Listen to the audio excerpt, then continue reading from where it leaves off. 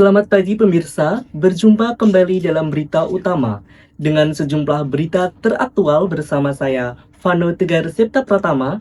Inilah berita selengkapnya.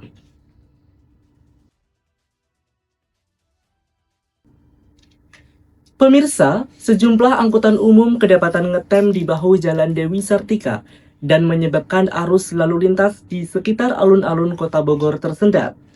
Kondisi ini terjadi di Jalan Dewi Sartika yang merupakan salah satu titik padat kendaraan di pusat Kota Bogor. Sejumlah angkot terlihat berhenti di bahu jalan, terutama di dekat persimpangan dan halte bus.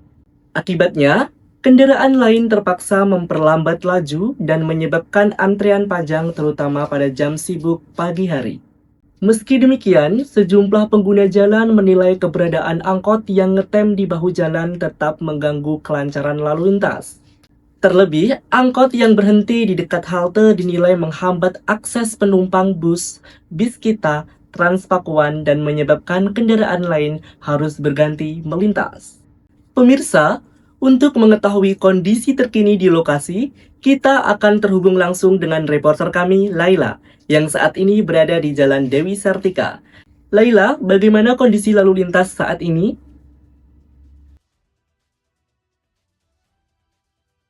Dari pantauan pagi hari ini, arus lalu lintas terlihat ramai lancar. Jalanan dipenuhi oleh pengendara roda 2 dan roda 4. Angkutan umum juga mulai terlihat ramai di bahu-bahu jalan. Kondisi ini terjadi di Jalan Dewi Sartika yang merupakan salah satu titik padat kendaraan di pusat Kota Bogor. Sejumlah angkot terlihat berhenti di bahu jalan, terutama di dekat persimpangan dan halte bus. Akibatnya, kendaraan lain terpaksa memperlambat laju dan menyebabkan antrean panjang terutama pada jam sibuk pagi hari.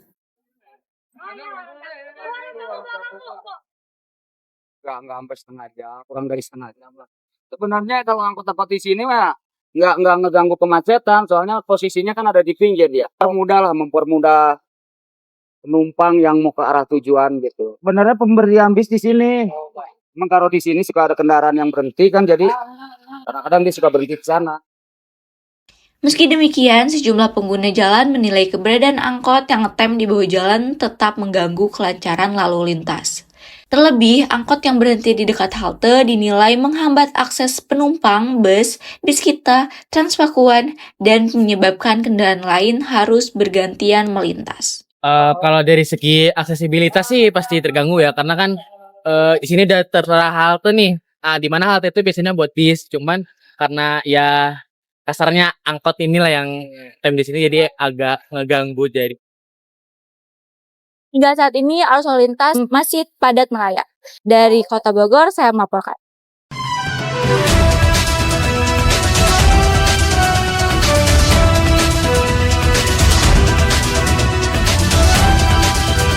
Sejumlah mahasiswa menggelar aksi simbolik pada Jumat 27 Februari 2026 untuk menyampaikan aspirasi terkait penegakan hukum dan reformasi kepolisian.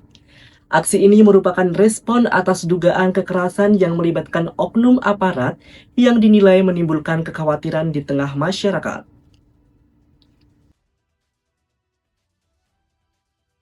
Sejumlah mahasiswa menggelar aksi di kawasan Auditorium Andi Hakim Nasution IPB sebagai bentuk kepedulian terhadap kondisi penegakan hukum di Indonesia. Dalam aksi ini, mahasiswa menyampaikan keprihatinan atas dugaan kekerasan yang melibatkan oknum dari Polri di wilayah Maluku. Mereka menilai peristiwa tersebut menjadi pengingat pentingnya penegakan hukum yang adil dan mengutamakan perlindungan masyarakat. Kalau kita bicara tujuan, tentu ini merupakan salah satu bentuk respon kami sebagai mahasiswa IPB, bahwa mahasiswa IPB bukan hanya sekedar duduk di bangku kuliah, tapi kita juga menyuarakan apa yang menjadi kondisi bangsa saat ini. Ya, kondisi bangsa saat ini sedang tidak baik-baik saja, kawan-kawan. Maka kami merespon atas dasar sikap kami sebagai bentuk kekecewaan kami kepada pemerintah, kepada aparat, dan juga kepada kampus. Dan secara tuntutan, tentu kita membawa tajuk bad governance. Bad governance ini merupakan sebuah akumulasi kemarahan kami, kekecewaan kami kepada pemerintah saat ini. Mahasiswa juga menyerukan perlunya evaluasi dan pembenahan di tubuh kepolisian negara Republik Indonesia untuk meningkatkan kepercayaan publik. Mereka menegaskan mahasiswa memiliki peran sebagai kontrol sosial dalam mengawal demokrasi dan keadilan. tuntutan utama tersendiri di aksi simbolik hari ini, pertama yang pasti ada di reformasi Polri, baik itu reformasi secara struktural maupun secara implementasinya seperti apa. Pun ada beberapa poin-poin yang menyangkut terkait pendidikan. Di aksi hari ini, aksi simbolik yang mana secara poin-poin tuntutan sudah dibahas juga di konsolidasi kemarin bersama fakultas-fakultas dan sekolah-sekolah. Oleh karena itu, hadir juga beberapa poin tuntutan yang diselenggarakan oleh fakultas-fakultas. Setelah melakukan orasi, mahasiswa melakukan aksi tabur bunga dan menyalakan lilin sebagai bentuk simbolik duka dan solidaritas terhadap peristiwa tersebut. Aksi ini berlangsung secara damai dan tertib, dengan harapan aspirasi yang disampaikan dapat menjadi perhatian pihak terkait dalam mewujudkan penegakan hukum yang adil, serta meningkatkan kepercayaan masyarakat terhadap aparat penegak hukum. Ambil tindakan tegas, proses tuntas, beri rasa keadilan bagi keluarga korban. Dan saya minta informasinya, prosesnya transparan. Oknum anggota Brimopolda Maluku, Masias Yahaya, juga telah dijatuhi sanksi pemberhentian tidak dengan hormat sebagai bentuk penegakan disiplin dan akuntabilitas di tubuh Polri. Dari Institut Pertanian Bogor, kami melaporkan.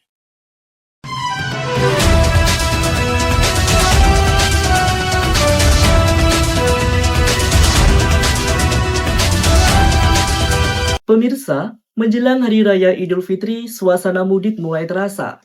Di Terminal Baranang Siang, Kota Bogor, penjualan tiket bus sudah meningkat. Penjualan tiket bus antar kota dan antar provinsi mulai mengalami peningkatan. Calon penumpang memilih membeli tiket lebih awal untuk menghindari kepadatan saat puncak arus mudik.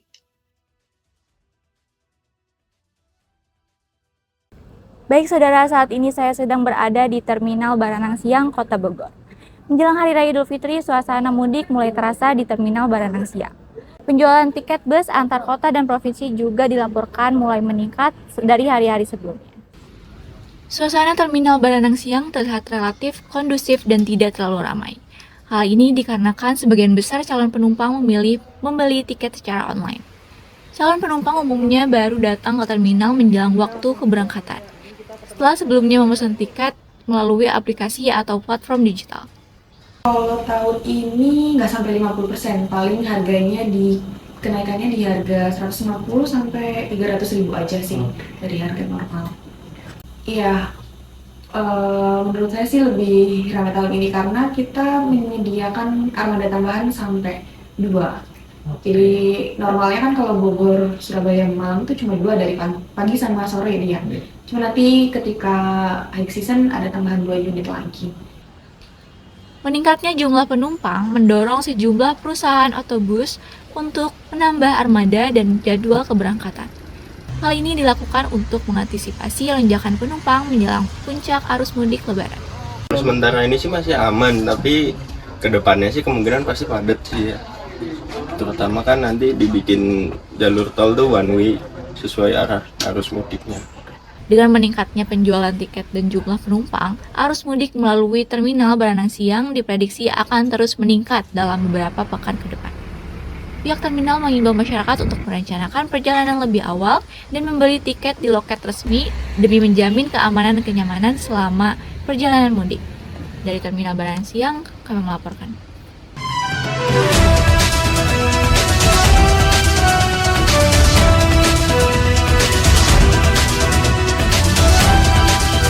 Untuk menutup liputan kita pada hari ini, saya ingin mengajak Anda menikmati keindahan alam sekaligus wisata sejarah yang ramah keluarga di Kabupaten Bogor.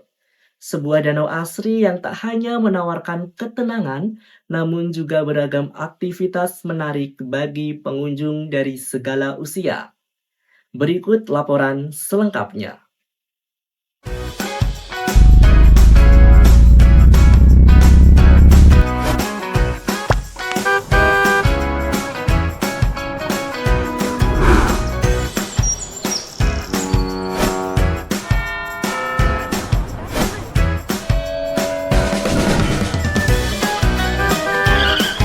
Mampir yuk!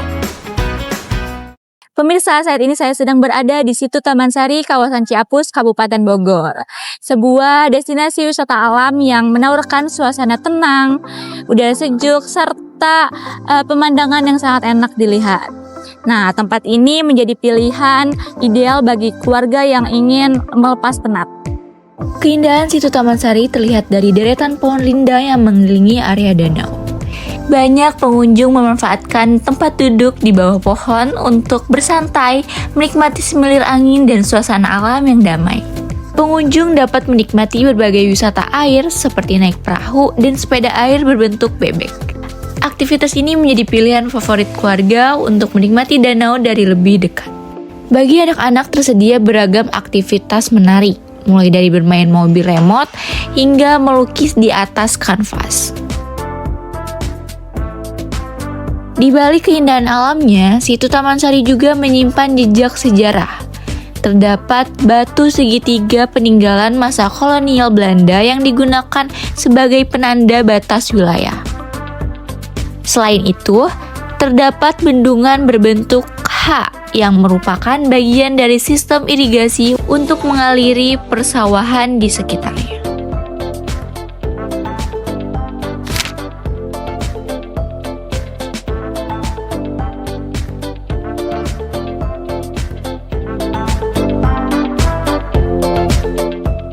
Nah, saat ini saya sedang menaiki salah satu wahana di situ Taman Sari, yaitu perahu. Dengan 5.000 saja saya bisa mengelilingi seluruh situ Taman Sari.